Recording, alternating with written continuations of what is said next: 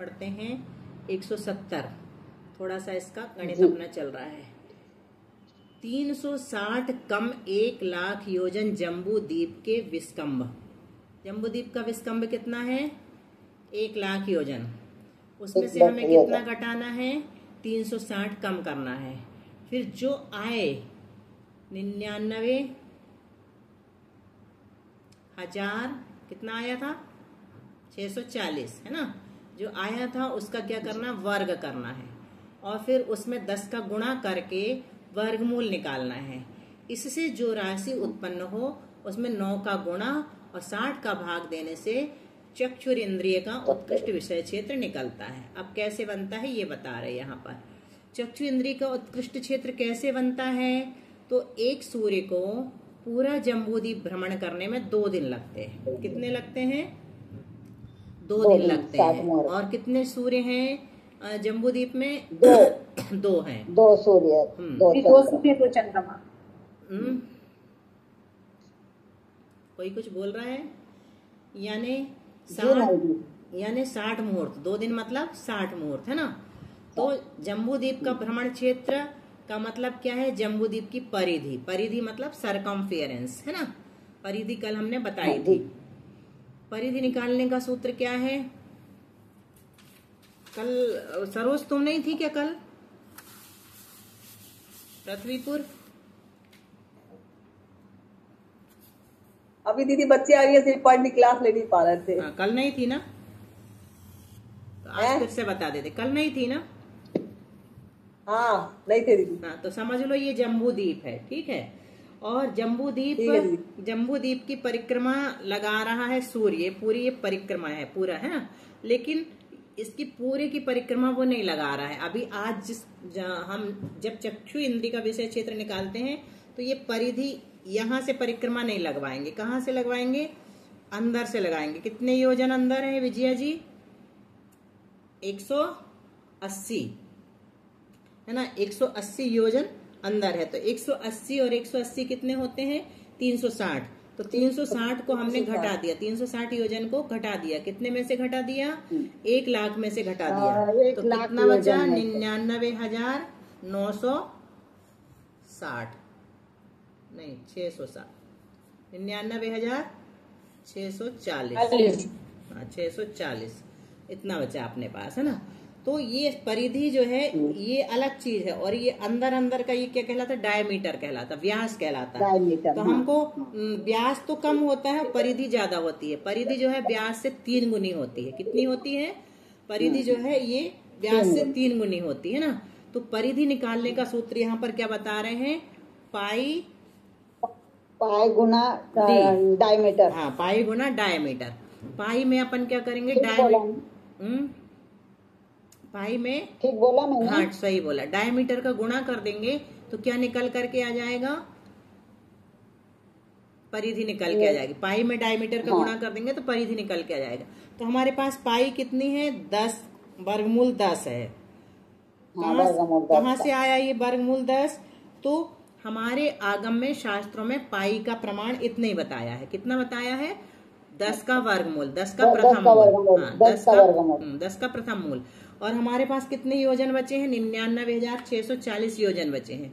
क्यों बचे हैं? क्योंकि हमने 360 घटा दिया आसपास के। यहाँ पर परिक्रमा नहीं लगा रहा है सूर्य। कहाँ लगा रहा है? अंदर परिक्रमा लगा रहा है ना। अभी किस दिन? कर्क संक्रांति के दिन, जिस दिन भरत चक्रवर्ती भगवान के दर्शन सूर्य के विमान में स्थित चैत्यालयों में करते हैं तो उस दिन वो उसका परिक्रमा का क्षेत्र 180 योजन अंदर हो जाता है और बाद में बाहर भी निकल जाता है। वो लवण समुद्र में भी परिक्रमा करता है ना। तो बीथियां जो है ये बीथियां होती हैं, ये बदलती रहती हैं, स्पाइरल होती हैं। स्पाइरल का मतलब समझते? यहाँ से शुरू की तो ऐसे ऐसे हाँ ऐसे गोला तो रहती, लेकिन एक गोला को छोड़ के दूसरा गोला, तीसरा गोला ऐसा बनता चला जाता है। उसको स्पाइरल कहते हैं, ठीक है। ये स्पाइरल बाइंडिंग होती है ना वैसी। तो अपने को सूत्र मिल गया। हाँ वही बोलने वाली थी। हाँ ये अपने को सूत्र मिल गया। पाई में डी का गुणा करो। डी का मतलब क्या होता है? डायमीटर। डायमीटर अभी अपने पास इतना है ना। डायमीटर मतलब व्यास इतना है। और पाई हमारे पास ये 10 का वर्गमूल आ गया। तो इसमें जब हमने डायमीटर का गुणा किया तो कितना निकल के आया? 31,000 31,50,000। हाँ 5,000 सही है। 31,05,089। 89। 31,05,089 या फिर कहेंगे 3,15,089 आए। 3,00,000 31 नहीं है, 31 लाख नहीं है, 3,15,089 है ना। 3,00,000 क्योंकि 3 गुना है ना, वो डायमीटर से 3 गुनी रहती है, परिधि ज्यादा नहीं रहती। 31 लाख नहीं हो 3 सकती। ही लाख होंगे हाँ, दीदी, 3 ही 3 लाख लाख होंगे। हाँ 3 ही लाख है। अपन देख लें इकाई, दहाई, सैकड़ा, हजार, 10,000, लाख, 3 ही लाख है। तो पाई का प्रमाण आगम में कितना माना है? वर्गमूल 10 माना है। और जम्बू द्वीप का 10 व्यास का कितना है? 1 लाख योजन है।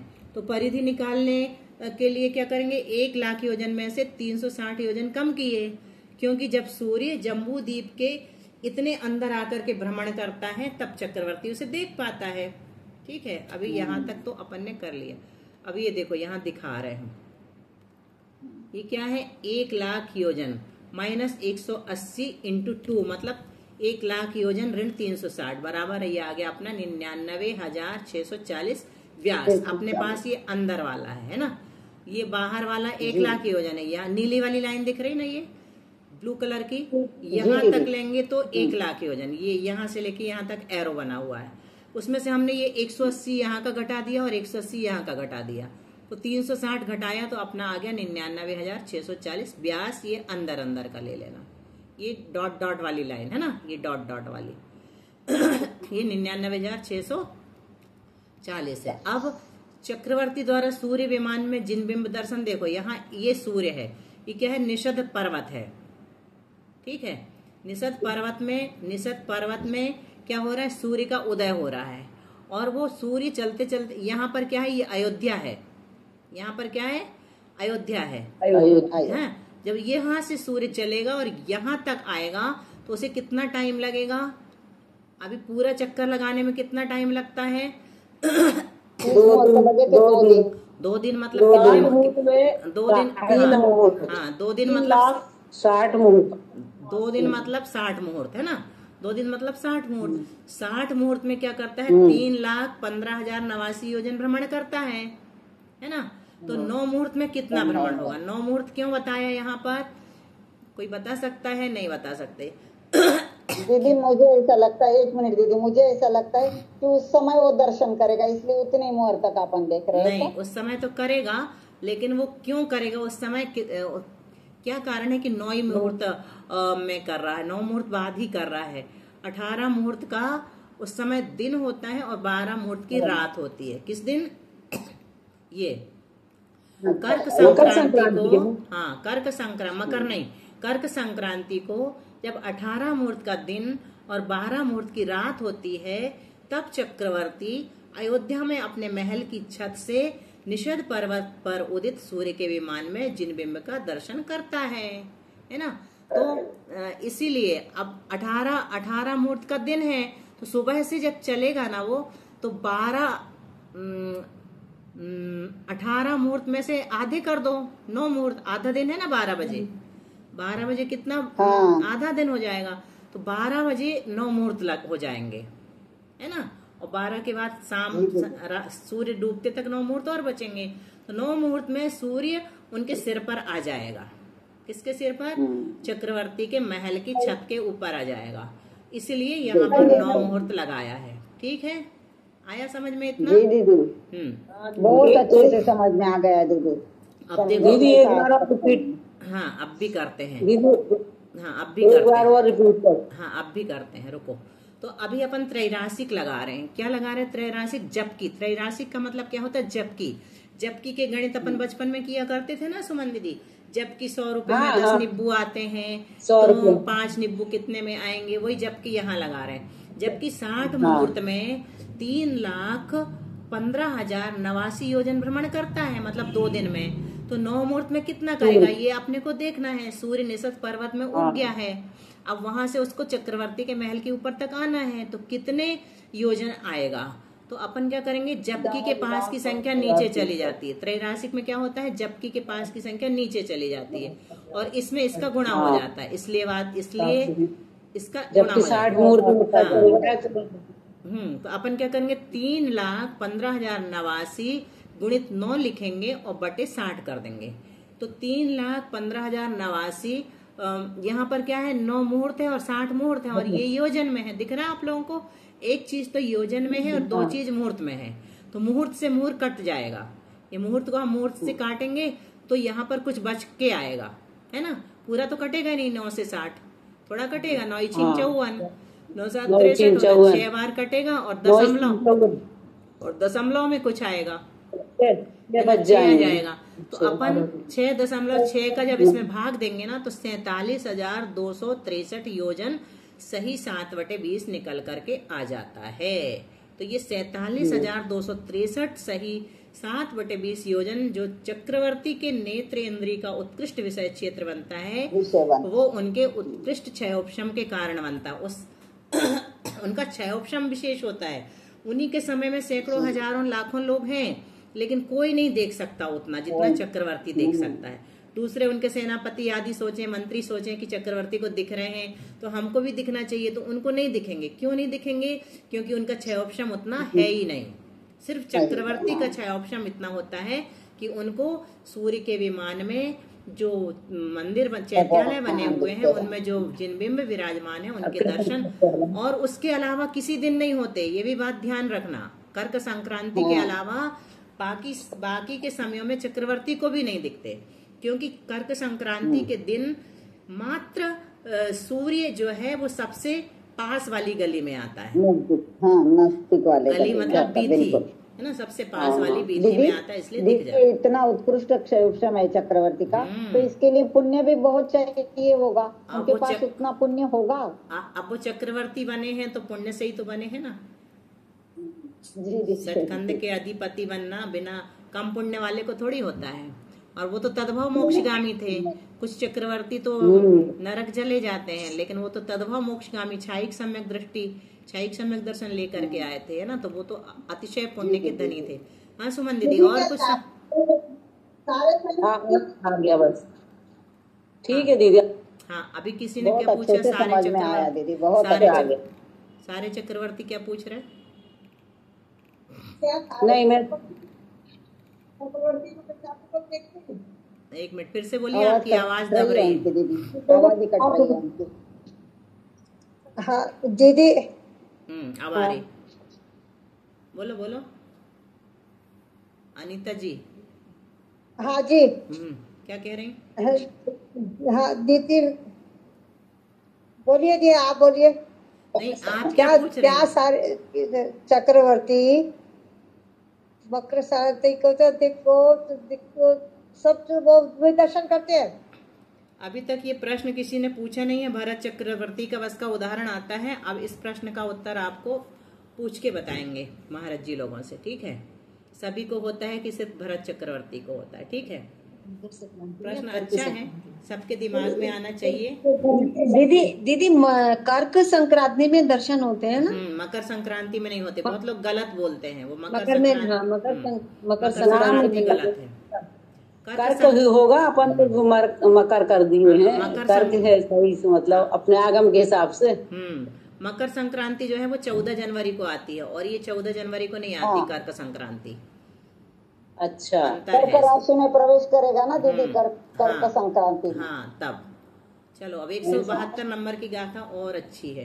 अच्छा 171 नहीं हुई अपनी, अभी 171 बाकी। चलो ठीक है।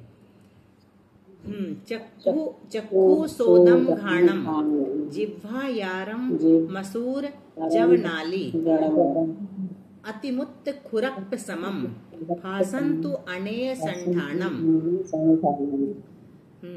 क्या कह रहे हैं गाथा में? चक्खु सोदम घाणम जिह्वायारम मसूर जवनाली अतिमुत्त खुरप समम भासंतु अनेय संठानम।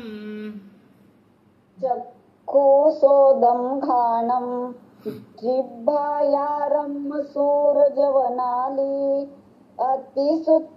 अतिसुत्त खुरप समम। अतिमुत्त है ना दीदी, मुझे दिखा नहीं बराबर। अतिमुत्त खुरप समम भासम तुअनेय संठानम। देखो कितने अच्छे चित्र बने। जगह दिखा मुझे।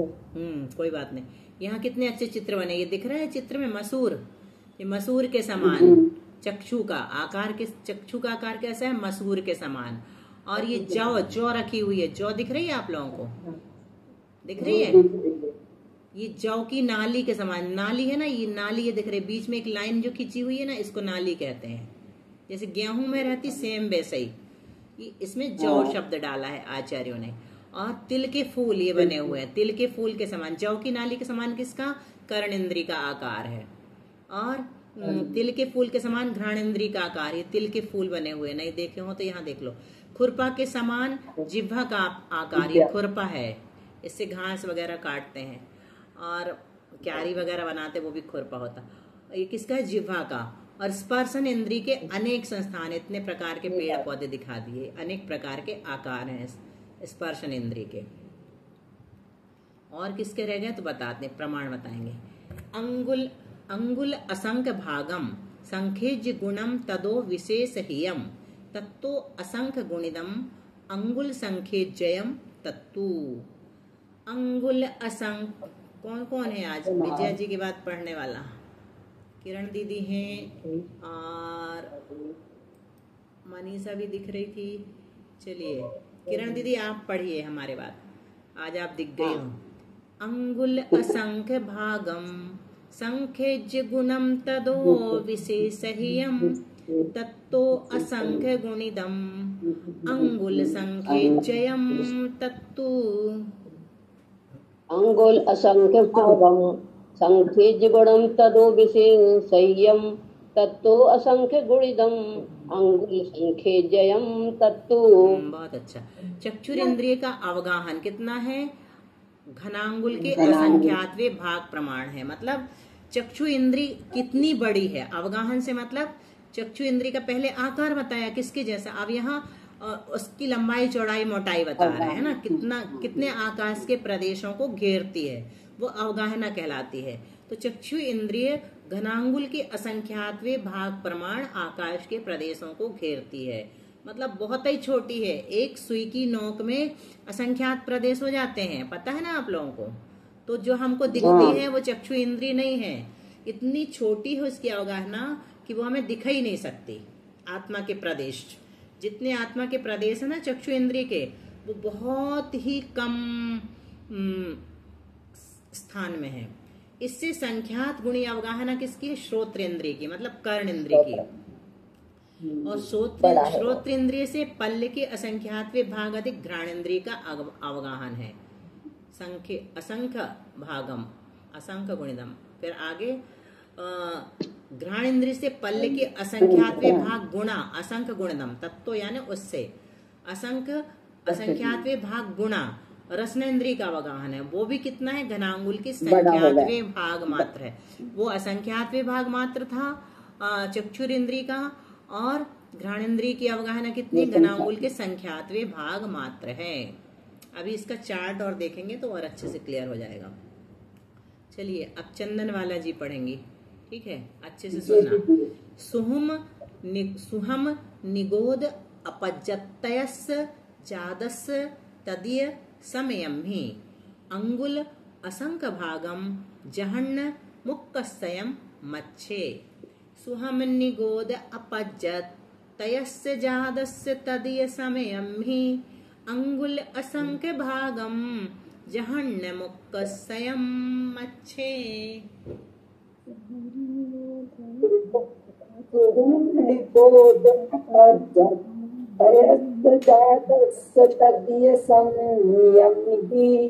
अंगुल असंख्य भागम जहन्न मुक्कस्यम मच्छे।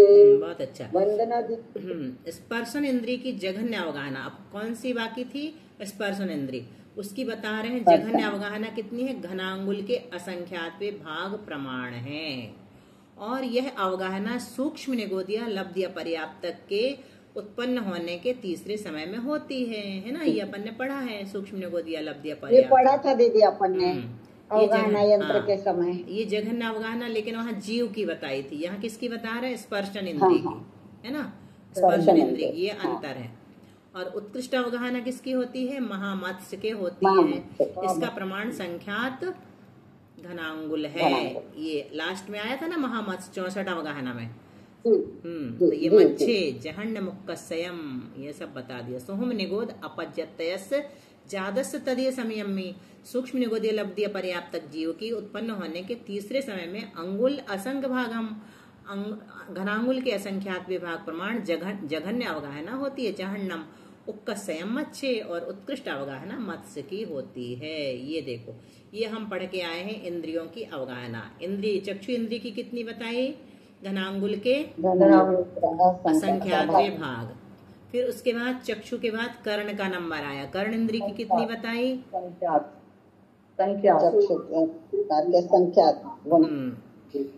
संख्यात गुणे। चक्षु की जितनी है उससे संख्यात गुणे है ना। चक्षु की अवगाहना से संख्यात गुणे। घ्राण इंद्रिय की कितनी है?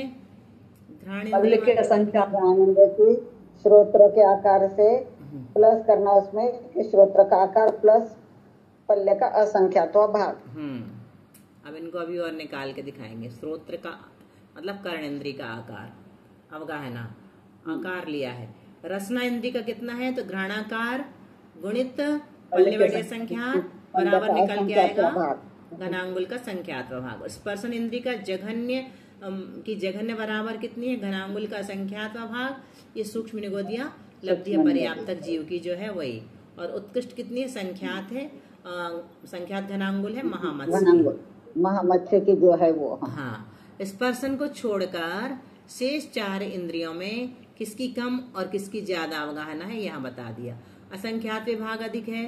चक्षु से संख्यात गुणी स्त्रोत्र इंद्रिय की और स्त्रोत्र इंद्रिय से असंख्यात विभाग अधिक घ्राण इंद्रिय की और घ्राण इंद्रिय से असंख्यात विभाग गुणित रसना इंद्रिय की। ऐसे लगाना है ना। बहुत अच्छा। अब चलते हैं। बहुत ही अच्छा समझ में आ रहा है, जो आनंद आता है। चलिए सरोज पृथ्वीपुर पढ़ेंगे अब। हाँ, नवि इंद्रिय कर्ण जुदा अवगहादी गाहया अथे नेव य इंद्रिय सोखा अनिंदियानंत नान सुहा। नवि इंद्रिय कर्ण जुदा अवगहादी गाहया अथे नेव य इंद्रिय सोखा अनिंदियानंत नान सुहा। नावी इंद्रिय करण जुदा अभग्यादि गादी गायात रेविया इंद्रिय सोखा अनिंदियानंतराण सुहा। जो जीव नियम से इंद्रिय करण जुदा, इंद्रियों के करण क्या होते हैं? इंद्रियों के करण भौहें, टिमकारना आदि व्यापार, उनसे संयुक्त नहीं है। नवी यानी संयुक्त नहीं, जुदा ना यानी संयुक्त नहीं है, युक्त नहीं है। इसलिए ही अवग्रहादिक क्षयोपम ज्ञान से अवग्रहादि ही गाह्य अथे क्षयोपम ज्ञान से पदार्थ का ग्रहण नहीं करते। तथा इंद्रिय सुखा इंद्रिय जनित विषय संबंध से उत्पन्न सुख नेव उनसे संयुक्त नहीं है। वे अरहंत और सिद्ध अतीन्द्रिय अनिंद्रियानंत नान सुहा। अतीन्द्रिय अनंत ज्ञान और अतीन्द्रिय अनंत सुख से विराजमान जानना, क्योंकि उनका ज्ञान और सुख शुद्धात्म तत्व की उपलब्धि से उत्पन्न हुआ है। क्या बता दिया यहाँ? सिद्ध का वर्णन कर दिया। अतीन्द्रिय जीव है। जीवन मुक्त तो अरिहंत होते हैं और परम मुक्त सिद्ध होते हैं। अतीन्द्रिय जीव कैसे होते हैं? अवग्रहादि क्षयोपम ज्ञान द्वारा पदार्थों का ग्रहण नहीं करते। अनंत अतीन्द्रिय ज्ञान उनका होता है। इंद्रिय सुख से रहित होते हैं। अनंत अतीन्द्रिय सुख से सहित होते हैं और इंद्रिय करण से रहित होते हैं, मतलब इंद्रियों का व्यापार उनका नहीं होता है, नहीं होता। अब 175 थावर शंख, सुमन दीदी ने नहीं पढ़ाना भी, हाँ सुमन दीदी पढ़ेंगी। थावर अब थावर नदी आ गई आपकी पिंडरे की। थावर शंख पिपीलिय भमर मनुस्सादिगा सभेदा जे जुगवार मसंखेजा नंता नंता निगोद भवा। थावर शंख पिपीलिय भमर मनुस्सादिगा सभेदा जे जुगवार मसंखेजा नंता नंता निगोद भवा। चलो सुमन दीदी अनम्यूट करो। स्थावर शंख पिपीले भ्रमण मनुष्यादिगा सभेदा जे जुगवार मसे कज्जा नंतानंत निगोद भवा। आज तो आपने गा भी लिया, आज तो आपने लय भी अच्छी ले ली है, धीरे धीरे बहुत आगे बढ़ रही हो। चलो क्या कह रहे, थावर मतलब स्थावर एक इंद्रिय जीव, शंख यानी शंख आदिक द्विइंद्रिय जीव, पिपीली मतलब चीटी आदि तीन इंद्रिय जीव, भ्रमर यानी भ्रमर आदि चतुरिंद्रिय जीव, मनुष्यादिगा यानी मनुष्य आदि पंचेंद्रिय जीव, सभेदा यानी अपने अपने अंतर भेदों से सहित कैसे हैं, जुगवार असंख्या असंख्यात संख्यात है, और निगोद नंता नंता निगोद भवा, निगोदिया जीव कितने हैं, अनंता अनंत है। संक्षेप से एक इंद्रियादि जीवों की संख्या, एक इंद्रिय में निगोदिया कितने हैं, अनंत अनंत है, और एक इंद्रिय में निगोदिया जीवों को छोड़ दो तो बाकी सब कितने हैं, पृथ्वी का एक, जल का एक, असंख्यात असंख्यात है, अनंत नहीं है वो, है ना, बाकी सब असंख्यात असंख्यात। अनंत में सिर्फ निगोदिया ही आते हैं। दो इंद्रिय कितने हैं, निगोद आएंगे, और सिद्ध भी अनंत अनंत है ना दीदी। हाँ, वो जीव नहीं है, वो संसारी नहीं है, अपन संसारी जीवों के बारे में पढ़ रहे हैं, नहीं यानी बोल रहे अपन सिद्ध भी अनंत अनंत है, वो तो अनंत अनंत, वो तो संसार मुक्त है। हाँ, अभी अपन सिद्धों ने जो बताया है वो पढ़ रहे हैं हमारे बारे में, है ना, अपने बारे में पढ़ रहे हैं।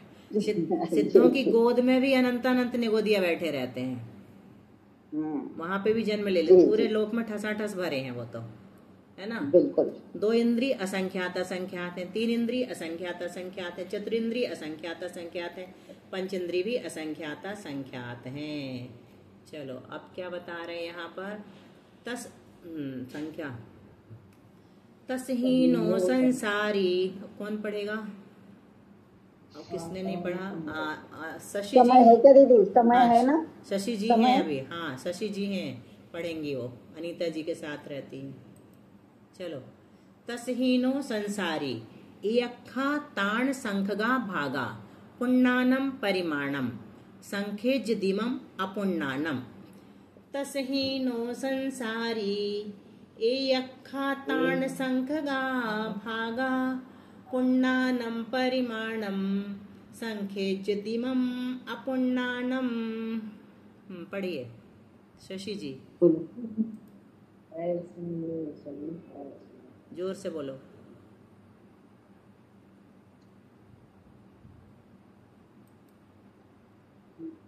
आवाज नहीं आ रही है। हाँ, आप ही पढ़ लीजिए विजया जी।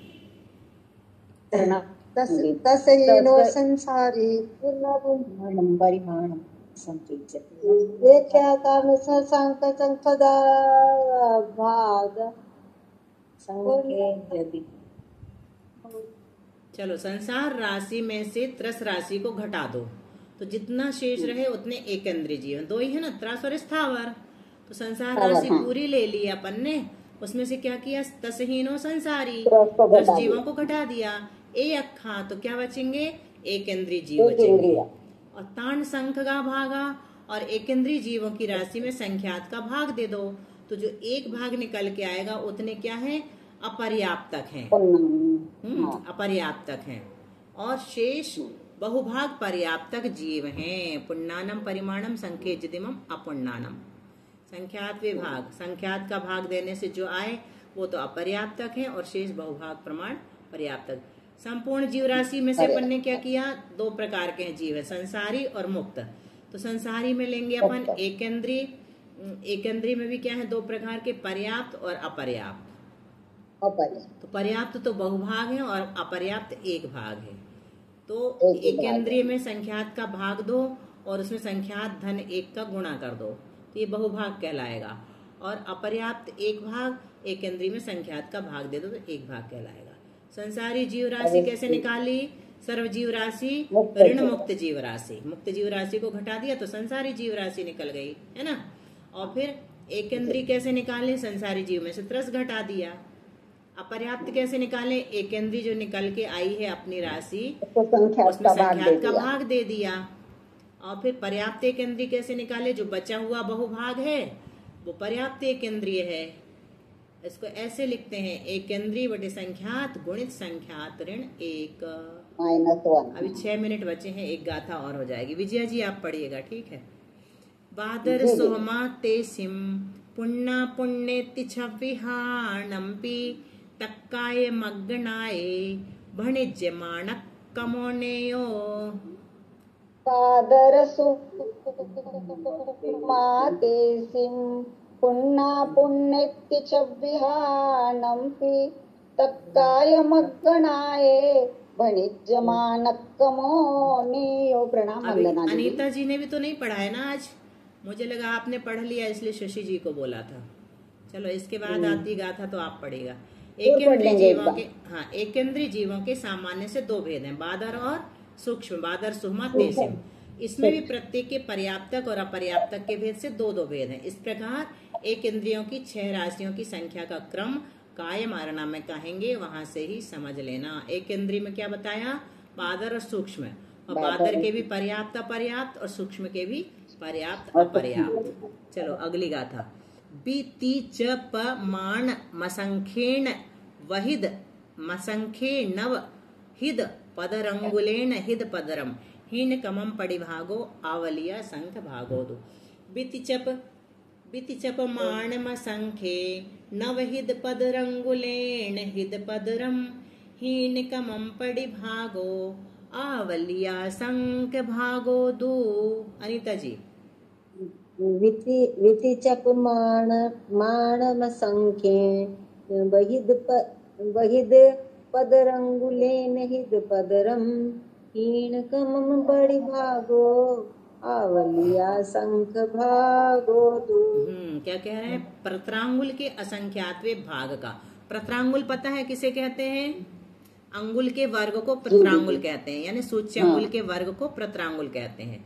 तो जो सूच्यांगुल का वर्ग, हाँ, तो जो प्रत्रांगुल है उसमें असंख्यात का भाग दो, जो आए उसका जगत प्रतर में भाग दे दो। जगत प्रतर किसे कहते हैं, जगत श्रेणी गुणित जगत श्रेणी गुना जगत श्रेणी। हाँ, फिर उसमें भाग देने से जो लब्ध है उतना सामान्य से त्रस राशि का प्रमाण है, परंतु पूर्व द्विन्द्रियादिक की अपेक्षा उत्तरोत्तर त्रिन्द्रियादिक का प्रमाण क्रम से हीन है, और इसका प्रतिभागहार आवली का असंख्यातवा भाग है। क्या बताया, त्रस जीवों का प्रमाण जगत प्रतर बटे प्रत्रांगुल बटे असंख्यात। सीधा लिखेंगे तो ऐसा है ना, बराबर क्या निकल के आएंगे, सर्वत्रस जीव।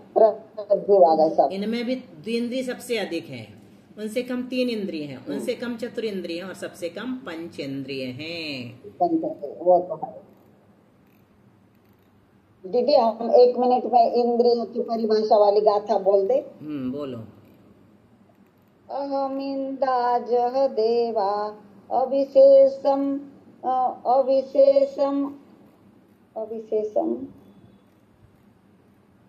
अहमहन्ति मन्नन्ता ईसन्ति एकमेकम् इंदा इव इंदिये जाना। बोल गई थी, थोड़ी सी गलत हुई, लेकिन ठीक है, फिर भी बोल दिया, बढ़िया बोला ना दीदी। हाँ सही है। तो ये समझ में आ गया। क्या बताया यहाँ पर, प्रत्रांगुल के असंख्यातवे भाग का पदरम है ना, असंख्यातवे भाग का पदरंगुलेन असंख्येन विहितम। प्रत्रांगुल के असंख्यात भाग का जगत प्रतर में भाग दे दो।